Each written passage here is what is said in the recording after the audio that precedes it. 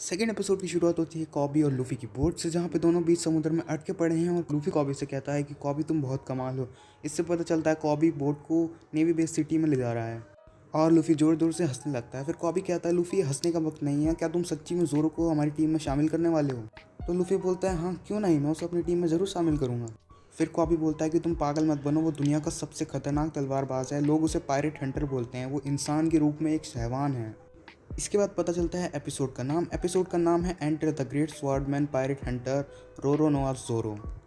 इसके बाद लूफी और कॉबी पहुंच चुके हैं नेवी बेस सिटी में। कॉबी लूफी से एक और बार पूछता है क्या तुम जोरो को सच्ची में हमारी टीम में शामिल करने वाले हो? तो लूफी बोलता है हाँ क्यों नहीं, मेरे को लगता है वो अच्छा आदमी है। इस बात पे कॉबी भड़क तो कहता है कि उसे अरेस्ट ही इसलिए कर रखा है क्योंकि वो बहुत हैवान आदमी है। फिर लूफी एक अनजान आदमी से पूछता है कि जोरो को कहाँ पर अरेस्ट कर रखा है। ये बात सुनकर जितने भी उधर सारे लोग होते हैं वो सारे डर जाते हैं और लूफी से दूर हट जाते हैं। फिर कॉबी बोलता है क्या तुम जानते भी हो कि तुमने क्या बोल दिया है? जोरो से इधर सारे लोग डरते हैं, वो एक हैवान है। फिर कॉबी बोलता है हमें डरने की कोई ज़रूरत नहीं है क्योंकि कैप्टन मॉर्गन उस बेस के लीडर हैं। कैप्टन मॉर्गन का नाम सुनते ही जितने सारे लोग हैं वो और ज़्यादा डर जाते हैं और दूर हट जाते हैं। फिर कॉबी लूफी से बोलता है ये सब लोग कैप्टन मॉर्गन के नाम से क्यों डर रहे हैं, वो तो एक बेस के लीडर हैं। फिर लूफी और कॉबी आखिरकार पहुंच ही जाते हैं जहां पर जोरो को बंदी बना के रख रखा है। गेट को पार करते ही लूफी एक दीवार पर चढ़ के जोरो को देखने की कोशिश करता है और कॉबी भी फिर उस दीवार पर चढ़ जाता है। दोनों एक दीवार पर चढ़ जाता है। फिर वो देखते हैं कि सामने एक आदमी बंधा हुआ खड़ा हुआ है और वो आदमी और कोई नहीं जोरो ही होता है। और फिर लूफी बोलता है क्या हम इसके हाथ पैर ये सब खोल देंगे तो फिर ये आज़ाद हो जाएगा? फिर कॉबी बोलता है कि तुम पागल हो, वो एक हैवान है, उसके हाथ पैर खोलना सही नहीं होगा। कॉबी बोलता है वो खुलते ही तुम्हें जान से मार देगा। फिर लूफी बोलता है वो मेरे को नहीं मार पाएगा, मैं उससे ज़्यादा ताकतवर हूँ। जोरो सब ये सुना और देख रहा होता है और बोलता है कमीनो तुम यहाँ से चले जाओ। इतने में एक छोटी सी बच्ची उस दीवार पर आ जाती है और लूफी और कॉबी उसे देखते रह जाते हैं। वो बच्ची दीवार कूद के जोरो के पास भगती चली जाती है। जैसे ही वो लड़की जोरो के पास पहुंचती है वो जोरो को 2 खाने के लिए राइस बॉल देती है और जोरो सोचता है कि ये बच्ची आखिर है कौन। जोरो गुस्से में आके बोलता है मैं भूखा नहीं हूँ, मैं तुम्हारे पेट पे लात मारूंगा, मेरे पैर खुले हैं एकदम। इतने में वहाँ पे 3 लोग आ जाते हैं। उन 3 ग्रुप का एक लीडर बोलता है तुमसे मिलकर अच्छा लगा जोरो, बड़े एटीट्यूड में, और वो लड़की से राइस केक लेता है और उसे पैर से कुचल देता है। ये सब लड़की देख के बहुत रोने लग जाती है क्योंकि वो राइस केक बड़ी उसने अपनी मेहनत से बनाए हैं और जोरो भी पीछे से ये सब देख रहा होता है कि कैसे उसके राइस केक को पैरों से कुचल दिया गया। फिर वो आदमी कहता है कि बंदी लोगों को खाना खिलाना मना है और तुम्हें जान से मार दिया जाएगा अगर तुमने ऐसा करा। तुम जानते नहीं हो मेरा बाप कौन है, वो इधर का लीडर है। ये सब देखकर कॉबी को पता चलता है कि कैप्टन मॉर्गन का बेटा है ये। और फिर कैप्टन मॉर्गन का बेटा कहता है कि इस बच्ची को फेंक दो इधर से। तो वो कहता है ये छोटी सी बच्ची है, तो बोलता है मेरे ऑर्डर मानो। वो मोटा आदमी उस बच्ची को फेंकने वाला होता है। जैसे ही उसको फेंकता है वैसे ही लूफी उसको बचा लेता है बाहर। बच्ची बड़ी बाल बाल बचती है। फिर कॉबी उसे संभालता है और कॉबी उससे पूछता है कि तुम्हें चोट तो नहीं लगी? और फिर उधर जोरो का सीन दिखाया जाता है हमें। जोरो को आदमी कहता है क्या तुम सच्ची में ज़िंदा रहने वाले हो? जोरो इस बात का जवाब देते हुए कहता है कि बस 10 दिन बचे हैं, फिर 10 दिन बाद देखना मैं तुम्हारा क्या करूँगा। ये सब सुनने के बाद वो आदमी चले जाता है। इतने में लूफी पता चलता है कि ग्राउंड में पहुंच चुका है जोरो के बाद पहुंचने के बाद लूफी कहता है मैं तो बिना खाने के 3 दिन भी नहीं रह सकता। फिर ये सब सुन के जोरो बोलता है मैं तुमसे ज़्यादा ताकतवर हूँ, इसलिए मैं बिना खाने के 3 दिन तो क्या कितने भी रह सकता हूँ। फिर जोरो बोलता है वो पड़ा हुआ राइस केक मेरे को उठा के दो। फिर लूफी बोलता है क्या ये राइस केक? ये तो बिल्कुल ख़राब हो चुका है, उसने इसको पैर से बुरी तरह से कुचल दिया है।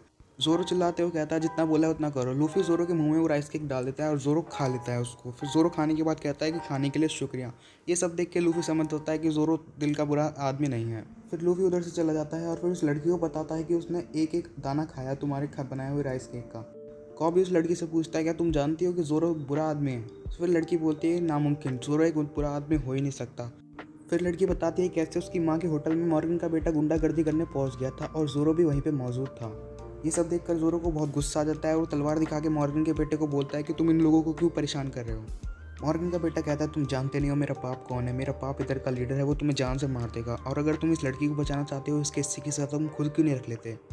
फिर जोरो कहता है ठीक है, इसके हिस्से की सज़ा मैं खुद रखूँगा और बिना खाना पानी के रहूँगा। वो लड़की लूफी को रोते रोते ये सब बताती है कैसे उसकी जान बचाने के लिए और उसकी माँ की जान बचाने के लिए जोरो ने ये सब किया। फिर हमें प्रेजेंट टाइम का सीन बताया जाता है जहाँ पे मॉर्गन का बेटा वापस गुंडागर्दी करने पहुंच चुका है उस लड़की के होटल में प्रेजेंट टाइम में, और वो होटल में ऑरेंज बाल वाली लड़की भी है। मॉर्गन का बेटा उधर सब कहता है कि जोरो को कल मैं मार दूंगा जान से, उसको 10 दिन भी जिंदा नहीं रहने दूंगा। और फिर लूफी ये सब देख रहा होता है गुस्से में। जोरो को मारने की बात सुनकर लूफी को इतना तेज गुस्सा आता है कि वो एक मॉर्गन के बेटे के बहुत तेज पंच मारता है और उसे वहीं पे डाउन कर देता है। पीछे से कॉबी आता है और लूफी को संभालता है और फिर मॉर्गन का बेटा रोते रोते कहता है कि तुम मेरे बाप को जानते नहीं हो, मैं भी तुम्हें भी मरवा दूंगा उससे कह के। इतने में हमें ज़ोरो का सीन दिखाया जाता है जहाँ पे ज़ोरो बहुत ही दुखी है और अपने पास में जी रहा है, जहाँ पे वो पास में देख रहा है ज़ोरो है और एक है ना नीले बाल वाली लड़की है। वो दोनों तलवारबाजी कर रहे हैं और हमेशा की तरह नीले वाली लड़की ज़ोरो को हरा देती है और ज़ोरो से बोलती है कि तुम्हें और ताकतवर बनने की ज़रूरत है। अपनी ये पुरानी बातों को याद करके ज़ोरो बहुत ही दुखी हो जाता है और अचानक से एकदम खुश हो जाता है और बोलता है मैं यहाँ पे नहीं मर सकता। अचानक से ग्राउंड में वापस लूफी आ जाता है और ज़ोरो बोलता है तुम वापस कैसे आ गए। ज़ोरो बोलता है तुम्हारे पास आखिर में कितना फ्री टाइम है। फिर लूफी बोलता है मैंने डिसाइड कर लिया है कि तुम मेरे क्रू में भर्ती हो रहे हो, मैं तुम्हें अपने क्रू में भर्ती करूँगा। लूफी की बात सुनकर ज़ोरो एकदम भड़क जाता है और बोलता है आखिर तुम होते कौन हो अपने हिसाब से फैसला लेने वाले कि मैं तुम्हारी टीम में आऊँगा या नहीं। फिर बोलते हैं अरे हाँ तुम तो तलवार से लड़ते हो ना, अगर मैं तुम्हारी तलवार तुम्हें वापस ला दूँ तो तुम मेरी टीम को ज्वाइन करोगे। फिर ज़ोरो वापस गुस्सा होता है, बोलता है मैं नहीं करूँगा। फिर लूफी भगते हुए बोलता है मैं तुम्हारी तलवार अभी लेके आता हूँ। फिर ज़ोरो बोलता है तुम गलत दिशा में जा रहे हो। तो ये बात सुनकर लूफी अपने अंदाज में अपने हाथ लंबे करता है और दूसरी डायरेक्शन में चला जाता है। ये सब देख के ज़ोरो हैरान हो जाता है कि आखिर ये इंसान भी है या क्या है। इसके बाद नेवी बेस का सीन दिखाया जाता है जहाँ पे एक स्टैचू को रस्सियों से उठाया जा रहा है। उसके बाद मॉर्गन का बेटा चिल्लाते हुए आता है कि एक बंदे ने मेरे पे हाथ उठाया। मॉर्गन का बाप इसको सुन के बहुत गुस्सा होता है, बोलता है कि तुम पिटने लायक ही हो। फिर मॉर्गन का बाप बोलता है मैं उम्मीद करता हूँ तुमने उस छोटी बच्ची को मार दिया होगा। फिर मॉर्गन का बेटा बोलता है क्या तुम पागल हो गए, वो छोटी सी बच्ची को मार के सिर पे पाप कौन लेना चाहेगा। फिर मॉर्गन का बाप अपने सैनिकों को ऑर्डर देता है और बोलता है वो छोटी सी बच्ची को जल्दी से मार के आओ। फिर लूफी को दिखाया जाता है जो ज़ोरो की तलवार ढूंढते ढूंढते यहाँ तक पहुँच गया। लूफी अपने हाथ लंबे करता है और बेस की छत पे पहुँचा देता है।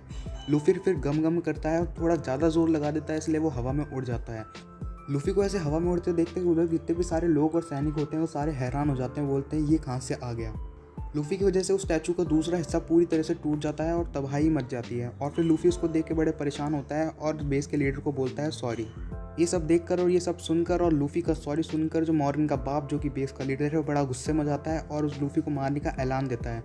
इतने में लूफी उसको ढूंढ लेता है मॉर्गन के बेटे को और बोलता है मेरे साथ चलो और ज़ोरो की तलवार बताओ कहाँ पर रखी है।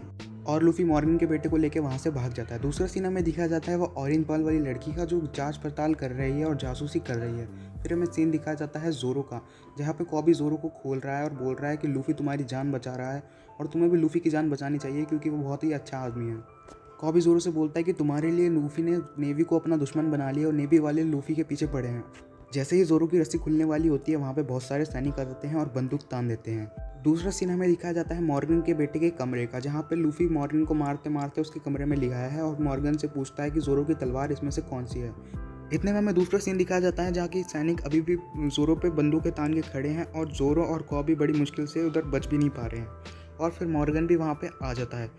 फिर ज़ोरो मन ही मन सोचता है कि मैं यहाँ पे नहीं मर सकता क्योंकि ज़ोरो ने एक लड़की से प्रॉमिस कराई। वो लड़की कौन है यहाँ पे वो तो नहीं बताया, पर उस लड़की के बाल नीले हैं।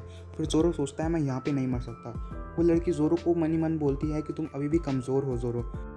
फिर जो मॉर्गन के सैनिक होते हैं वो गोलियाँ चलाना शुरू कर देते हैं। जैसे ही गोली चलती है वैसे ही लूफी गोलियों के आगे आ जाता है, पर गोलियां लूफी का कुछ नहीं बिगाड़ पाती। गोलियां लूफी के शरीर के अंदर जाती है और वापस बाहर निकल आती हैं। ये सब देखकर ज़ोरो बड़ा हैरान हो जाता है और बोलता है कि तुम इंसान भी हो या क्या हो। कॉबी भी इस बात से बड़ा हैरान है कि गोलियां भी लूफी का कुछ नहीं बिगाड़ सकती। बड़े शौक में आकर ज़ोरो पूछता है कि आखिर तुम हो कौन। फिर लूफी बोलता है मेरा नाम है मंकी डी लूफी, जो इस दुनिया का पायरेट किंग बनने वाला है। जैसे ही लूफी अपना डायलॉग बोलता है वैसे ही सेकंड एपिसोड भी खत्म हो जाता है। जाते जाते इस वीडियो पे एक लाइक दे जाना जिससे मेरे को अच्छा लगेगा। अगर आपको वीडियो में कुछ इंप्रूवमेंट करवानी है अगली बार से तो कमेंट सेक्शन में आप बता सकते हैं। और अगर आपने मेरे चैनल को सब्सक्राइब नहीं किया है तो आप आराम से कर सकते हैं 2-3 एपिसोड देखने के बाद। तब तक के लिए बाय।